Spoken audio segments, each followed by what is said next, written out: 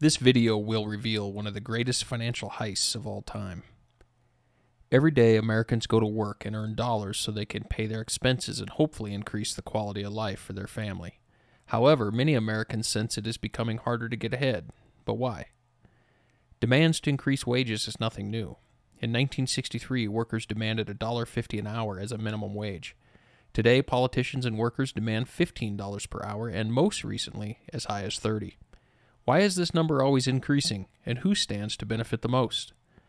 In 1963, a McDonald's cheeseburger cost 19 cents, but in 2022, the same cheeseburger cost $2.59. A simple calculator indicates a cheeseburger became 1,363% more expensive. This is a 1960 sale ad for a house in New Jersey. Here, the same house is listed on Zillow in November 2022. The house had been updated cosmetically, but it still serves the same number of people. The house still has the same number of bedrooms and bathrooms. The square footage of the lot and house are also unchanged. It required about $12,000 to buy the house in 1960, but in 2022, it took $240,000. Again, a simple calculator indicates the house became 2,000% more expensive. In 1960, a gallon of gas cost 31 cents, but in November 2022, it cost $3.74. Once again, a calculator tells us the gas became 1,206% more expensive. But what if this was not really true, and the cheeseburger, house, and gasoline actually inflated much more than the calculator shows? Think of the huge technological advancements over the last 6 decades, and how much more efficiently goods and services can be produced today. This means the burger, gas, and house would cost substantially more today if we still produce and process them using the same antiquated methods of the 1960s. In other words, technology increased productivity, and these productivity gains absorbed a lot of the inflation. Here are 2 quarters, one from 1964 and the other from 1965. Though they appear the same, they are quite different. In 1964 and prior, coins were made from 90% silver.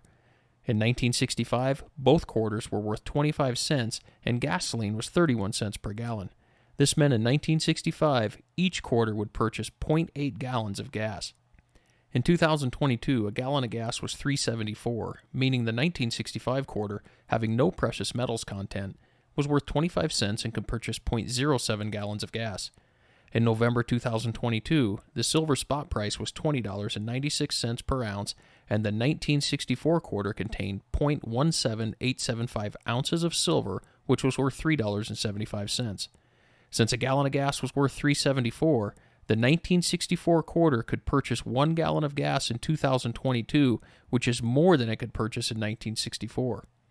Meanwhile, the 1965 quarter could purchase 2.7 sticks of gum, assuming you bought the large value packs at Walmart. Let's look at some enlightening facts about dollars. Here is an image of 3 different currency bills from different periods of time. First, note what appears to be a $100 bill. In reality, this is a $100 gold certificate from the 1920s. Notice the certificate certifies there is $100 in gold coin payable to the bearer on demand. Here, the paper simply represents ounces of gold. Ounces were the unit of measure, but the gold was the store of value. Now, let's look at this Federal Reserve note from 1928. It states this note certifies it is redeemable in gold on demand at the United States Treasury or in gold or lawful money at any Federal Reserve bank. Here, the unit of measure was dollars, but the dollars were directly related to ounces of gold. This means the gold was the money, and the dollars were simply a correlated unit of measure to make trading efficient. Finally, here is a modern $100 bill, still called a Federal Reserve note. 2 key things to note on modern currency bills. First, the bills simply state their value as $100. So again, this is simply a unit of measure to make trading efficient.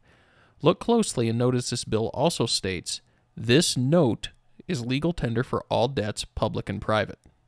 The Law Dictionary tells us the definition of a note is a written statement by an individual to pay a sum of money to another individual or the bearer of the note at a specified period of time. Simply stated, a note is debt. Knowing this, now translate the statement from the bill. This debt is legal tender for all other debts, public and private. The bills are debt, no longer backed by anything, meaning the unit of measure became the money. This is the fiat currency we know today. Nobody really cares how much money they have. What they really care about is how much purchasing power they have, and what their standard of living is. For this to make more sense and to tie everything together, let's look at this another way. In everyday life on Main Street, there are units of measure quantifying goods and services. The goods and services provide for our basic needs and quality of life. Therefore, they are the things of value. This chart shows typical units of measure on the left and the goods and services on the right. Just like feet, inches, ounces, pounds, barrels, and square feet, dollars are simply a unit of measure to make trading efficient. The difference is a dollar, as a unit of measure, consistently become worth less and less over time. This means more and more dollars will always be required to trade for real things that people need or want. This chart illustrates the steady decline in purchasing power of the dollar over the last 100 years. This is called inflation, and inflation is a decades-old hidden tax acting like a pickpocket thief following Main Street to work every day. Inflation is a hidden tax preying on workers who only trade their time to collect dollars as their units of measure. Unlike feet, inches, pounds, and miles, which are units of measure that never change, dollars change constantly. Assets adjust with and benefit from inflation, and the rich know this. This is why the rich trade their time to collect real assets measured in units like barrels of oil, acres of land, ounces of gold, square feet, apartment units, and more. Real estate has long been one of the best ways to end up on the winning side of inflation, but many don't know how to evaluate the math to know a good deal from bad. Click the link included in the video description to download our completely free fill-in-the-blank 1 to 4 unit deal analyzer. The sheet is simple to use, and there is absolutely no obligation to purchase anything. It's just our way of saying thanks for watching. As a bonus, we will send you a list of recommended educational material to help you on your journey of benefiting from inflation. Now, let's get back to the video. So who is responsible for this system that punishes workers every day, and why do they want it? Let's create a simplified economic example to see how this benefits the government. In year 1, suppose our example economy only produces 10 John Deere tractors per year, and each tractor sells for $1,000, making a total contribution of $10,000 to our GDP. Now assume each tractor can farm 10 acres, which produce 10 bushels of corn per acre, totaling 1,000 bushels of corn. Each bushel of corn contributes $10 to our GDP, totaling $10,000. Let's review the totals from our example. Total GDP is $20,000. Note here, the dollars are the unit of measure. On Main Street, we have 10 tractors, 100 acres of land, and 1,000 bushels of corn. Here, the tractors, acres, and bushels of corn are also units of measure. Suppose inflation was 10% and all the tractors wore out and needed replaced in year 2. All 10 tractors now cost $1,100 and contribute $11,000 to our GDP. Still able to farm the same acreage, we end up with the same 1,000 bushels of corn. But now, due to inflation, each bushel of corn contributes $11 to our GDP, totaling $11,000. Let's review our totals in year 2. Total GDP increased to $22,000. Here again, the dollars are the units of measure. Main Street still only has 10 tractors, 100 acres of land, and 1,000 bushels of corn. The real units of measure did not change, but the GDP grew by $2,000 or 10%. Here's how this helps the government. Suppose the government owed $22,000 in year 1, which exceeded our maximum economic output of $20,000. Here, our debt to GDP ratio is 110%. Imagine the government limited their spending in year 2 and at year's end still owed $22,000. Since our GDP increased 10% to $22,000, this reduced the government debt to GDP ratio to 100%. In this example, our economy produced nothing extra in year 2, but the government was able to inflate away their debt with a larger volume of dollars, even though each dollar had less purchasing power on Main Street. The government has a mandate to maintain 2% inflation. The rich know this, so they do not bet against inflation. Instead, they use the same strategy to inflate away fixed debt on real assets. Wage earners typically experience the opposite effect.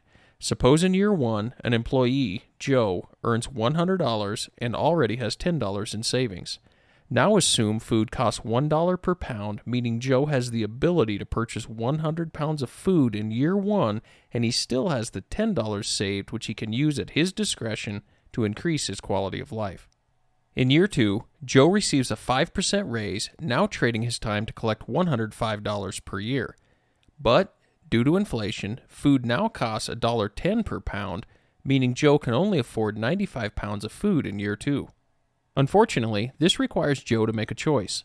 Joe can choose to eat 5 pounds less food, which reduces his quality of life and therefore makes him poorer.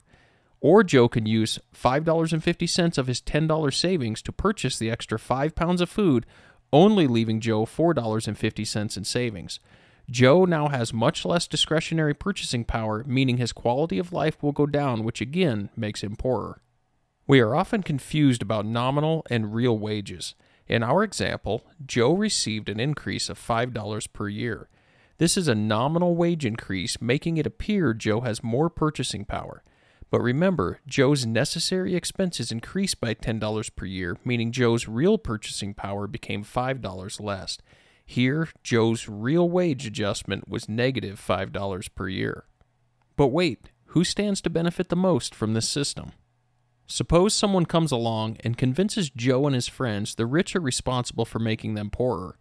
This same person promises to solve Joe's problems by giving him things which were never theirs to give in the first place.